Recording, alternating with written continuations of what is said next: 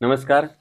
आपलं स्वागत आहे आयकॉन स्टील प्रस्तुत बिल्ड आयकॉन या उपक्रमामध्ये. आज आम्ही आलो आहोत नाशिकमध्ये आणि माझ्यासोबत आहेत इंजिनियर आणि builder developer Deepak Punjabi sir. अर्थातच आपण असं नेहमी म्हणतो की सिव्हिल इंजिनियर हे खूप वास्ट फील्ड आहे. त्याच्यामध्ये करण्यासारखं खूप आहे. पण ते करण्यासारखं काय-काय आहे? तर जेव्हा आता दीपक सरांशी आम्ही गप्पा मारत होतो, तेव्हा ते म्हणाले मागच्या 25-26 वर्षांपासून ते या क्षेत्रामध्ये कार्यरत आहेत. मग त्याच्यात रेसिडेन्शियल काही स्वतःचे प्रोजेक्ट्स असतील, काही पी-एम-सीचे प्रोजेक्ट्स असतील, काही गव्हर्नमेंटच्यासाठी सुद्धा ते काम करतात. अशा वेगवेगळ्या व्हर्टिकल्समध्ये एक सिव्हिल इंजिनियर म्हणून ते काम करतात. इंटिरियर्स ही आहे, त्यांनी आणखीन एक नवीन व्हर्टिकल काम ज्याच्यावर ते काम करतात. त्यामुळे त्यांचा हा आजपर्यंतचा प्रवास कसा होता, त्यांना या क्षेत्रातले आलेले अनुभव कसे होते आणि भविष्यातली त्यांची वाटचाल कशी असणार आहे, या सगळ्या संदर्भात आपण त्यांच्याशी गप्पा मारणार आहोत बिल्ड आयकॉन या प्लॅटफॉर्मवर. नमस्कार सर. नमस्कार. तर गप्पांना आपण अशी सुरुवात करूया. ते म्हणजे थोडंसं फ्लॅशबॅकमध्ये जाऊन, थोडंसं भूतकाळात जाऊन आणि आधी विचारायचं आहे ते म्हणजे तुमच्या शैक्षणिक पार्श्वभूमीबद्दल. म्हणजे अगदी शाळा कुठली होती, मग कॉलेज बरं. कुठलं होतं? सिव्हिल इंजिनिअरिंग या फील्डमध्ये येण्यामागची प्रेरणा कुणाची होती? आणि हा सगळा शैक्षणिक प्रवास कसा होता एकंदर? बरं. तर माझा जन्म इथेच झाला नाशिकमध्ये हं. आणि स्कूलिंग सेंट झेवियर्स नाशिक. त्याच्यानंतर 11वी-12वी आर-वाय-के कॉलेज आणि माझे वडील सिव्हिल इंजिनियर होते. अच्छा. ते नाशिकचे senior structural consultant Narayan Punjabi. हं. तर घरातच प्रेरणा होती. हो, सिव्हिल हो. इंजिनिअरिंग म्हणजे घरातच तो विषय असायचा हं, हं. आणि कुठे ना कुठे ते पेरलं गेलं की आपल्यालाही त्याच क्षेत्रात जायचंय. बरोबर. पुढे त्याच क्षेत्रात वाटचाल करायची आणि हं, हं. तिथूनच सुरुवात झाली आणि बरोबर. जसा तो परफेक्ट टाइम आला तर नॅचरल इन्स्टिंक्ट ते त्या डायरेक्शनला वाटचाल झाली आणि मी के बाग इंजिनिअरिंग कॉलेज नाशिकमध्येच शिक्षण घेतलं बरोबर. आणि तिथून एज्युकेशन कम्प्लीट केलं. ठीक आहे. मग एक लाइटर नोटवर असा प्रश्न विचारते, वडील पण याच फील्डमध्ये होते. तर मग त्याचं अशा वेळेला दडपण येतं? कारण वडिलांचं एवढं मोठं करियर असतं, नाव असतं आणि आपण एकदम नवीन सुरुवात केलेली असते, तर ती थोडी भीती असते का थोडी मदत पण नंतर होते? दोन्ही बाजू असतात हं. आणि पहिला भाग जास्त असतो, दडपण असतो आणि बरोबर. त्यांचं जो त्यांची कारकीर्द असते हो, तर हो. ती एक जबाबदारी पण असते की अगदी. आपल्यालाही त्या लेवलचं काम काम करायचं आहे. करायचं कारण त्यांनी नाव एवढं कमवून येस, ठेवलेलं असतं. बरोबर डेफिनेटली. आहे. मग त्याच्यानंतर आणखीन एक सिव्हिल इंजिनिअरचा स्ट्रगल असतो. तो हो. म्हणजे इंजिनिअरिंग पूर्ण झाल्यानंतर आपण कुठेतरी सर्व्हिस प्रॅक्टिस करतो. ती तुम्ही येस. कुठे केली ते सांगा आणि त्याच्यानंतर पहिला प्रोजेक्ट जो आपण इंडिव्हिज्युअली करतो हो, स्वतःच्या हो, नावाखाली, हो. तर तेव्हा पण एक वेगळं दडपण असतं. कारण आता करेक्ट. सगळी जबाबदारी आपल्यावर आलेली असते. तर तो पण प्रवास कसा होता? येस.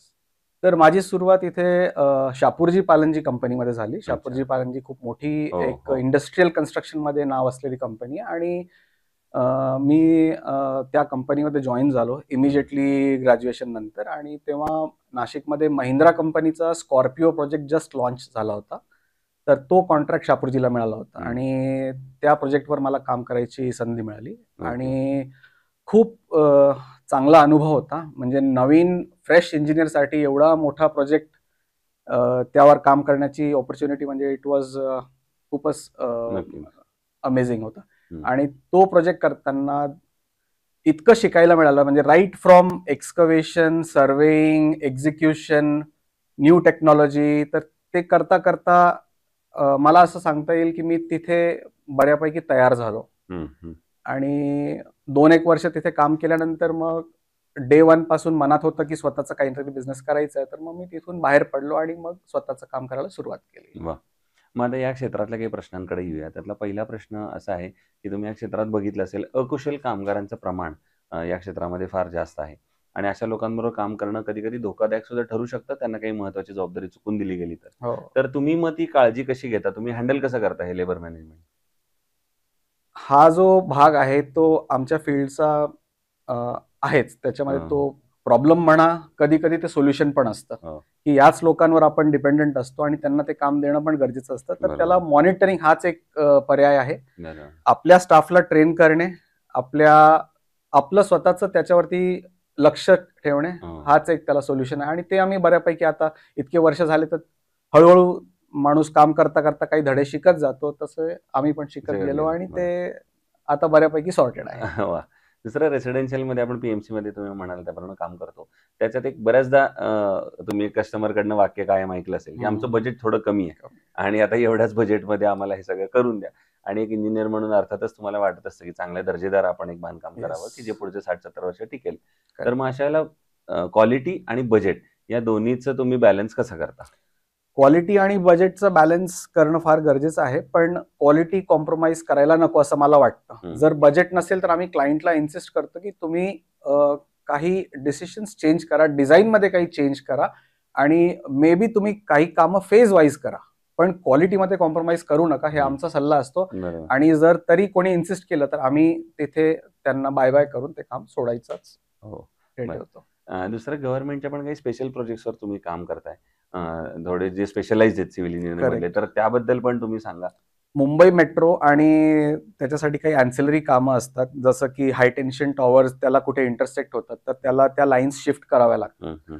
तर त्याच्यासाठी मुंबईमध्ये सगळ्यांना माहिती की जागा कुठेच नसते. हो. तर ते जे एक्झिस्टिंग टॉवर्स असतात, तर त्यांना शिफ्ट करायला नवीन प्रकारचे काही फाउंडेशन्स आणि टॉवर्स उभे करावे लागतात, ज्याला मोनोपोल टॉवर्स म्हणतात. बरोबर. तर त्याच्या फाउंडेशन्स चे आम्ही कामं करतो आणि तिथे मुंबईमध्ये चॅलेंजेस असे असतात की अंडरग्राऊंड खूप एक्झिस्टिंग सर्व्हिसेस असतात. तर त्याचं सर्वे म्हणण्यापेक्षा त्याचं डेटा कलेक्ट करणे आणि मग त्या फाउंडेशनला हँडल करणे आणि मग तिथे डिफिकल्टी एक असते की एक्झिस्टिंग आजूबाजूला इतकी गर्दी आणि कमी जागेत काम करायचं, तर एक साईट मॅनेजमेंट तिथे एक वेगळा चॅलेंज असतो. बरोबर. आम्ही भांडूपमध्ये एक आता टॉवरचं काम केलं फाउंडेशनचं, तर एक सिंगल फाउंडेशन 150 मीटर क्यूबचा होता, हं, हं. Which is like huge. म्हणजे तुम्ही सिव्हिल इंजिनिअरिंगला कोणाला विचारलं की 150 M³ एक सिंगल फाउंडेशन, तर ते खूप मोठं आहे बरोबर. आणि ते दिवसात तिथे काम करणं शक्यच नव्हतं. तर ते दॅट वॉज अ सिंगल पोर. एका पोरमध्ये आम्ही पूर्ण रात्र तो कंटिन्युअस कॉन्क्रीट करून तो फाउंडेशन कम्प्लीट केलं. त्यामध्ये. तर असे वेगवेगळे असतात, काही नाही कुठे चॅलेंजेस Okay. असतात. Okay. तर तिसरं तुमचं फील्ड आहे इंटिरियरचं, ज्याच्यामध्ये तुम्ही काम करताय. तर एक त्यातला असा प्रश्न आहे, की कधी-कधी आपण म्हणतो तंत्रज्ञानाची मदत होते आणि कधी-कधी आता Pinterest सारखे ॲप आहे, ज्याच्यात कधी कस्टमरच तुम्हाला सांगत असेल, की असंच आम्हाला करायचंय. तर मग अशा वेळेला ती टेक्नॉलॉजी आणि परत तो Yes. बजेटचा मुद्दा आणि अर्थात क्वालिटीचा मुद्दा, हे तिन्हीची पुन्हा कशी मग तुम्ही सांगाल का?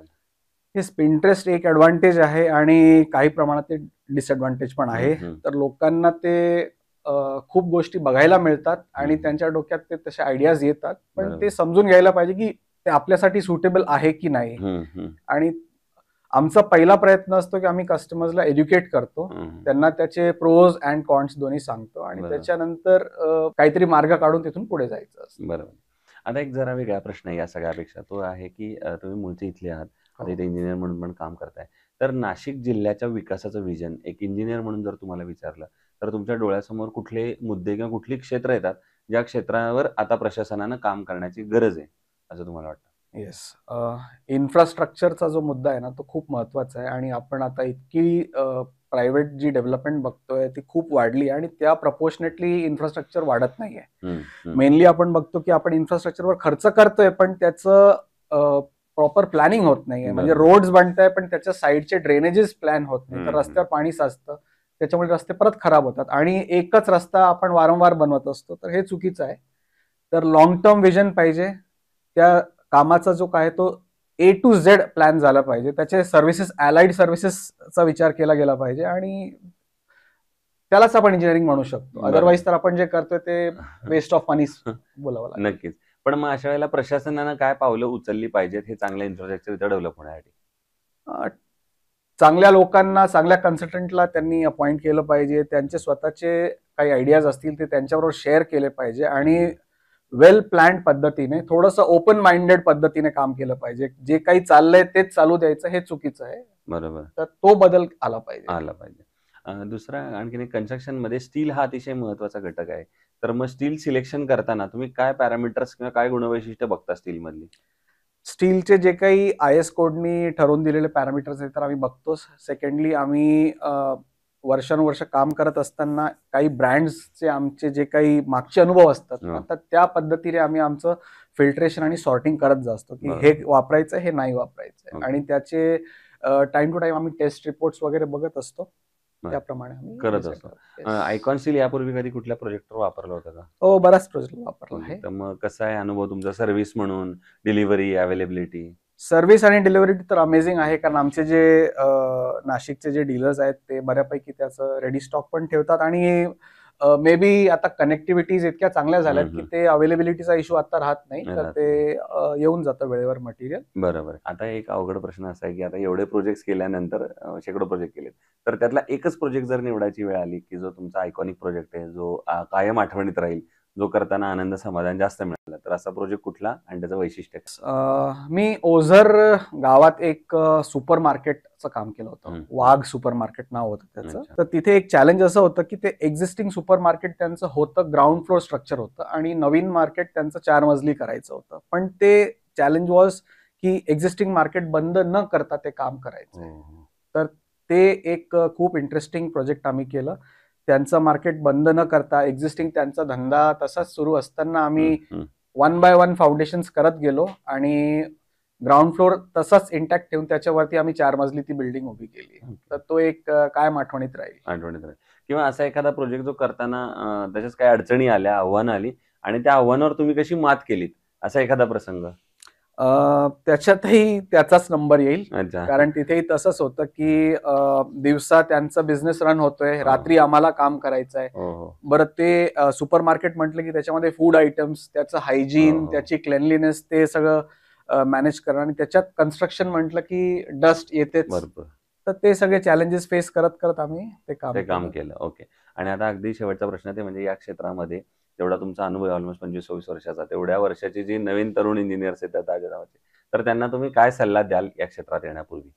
येस, मला असं वाटतं की फील्ड वर्कमध्ये यायचा आता कल कमी झालाय. सगळ्यांना ऑफिस वर्कमध्ये जास्त इंटरेस्ट आहे. पण मला सांगायचं की फील्ड वर्कमध्ये खूप चांगलं काम करायची ऑपॉर्च्युनिटीज आहेत. बरोबर. फील्ड वर्कमध्ये खूप इंटरेस्टिंग कामं होत असतात. तर लोकांनी फील्डमध्ये यायला पाहिजे आणि फील्डचा एक्सपिरियन्स घेऊन नंतर तुम्ही ऑफिस वर्कमध्ये जॉईन व्हा. बरोबर. आणि फील्ड वर्कमध्ये येताना तुम्ही ओपन माइंडेड या. खूप जण आहेत तिथे तुम्हाला मेंटरिंग करायला.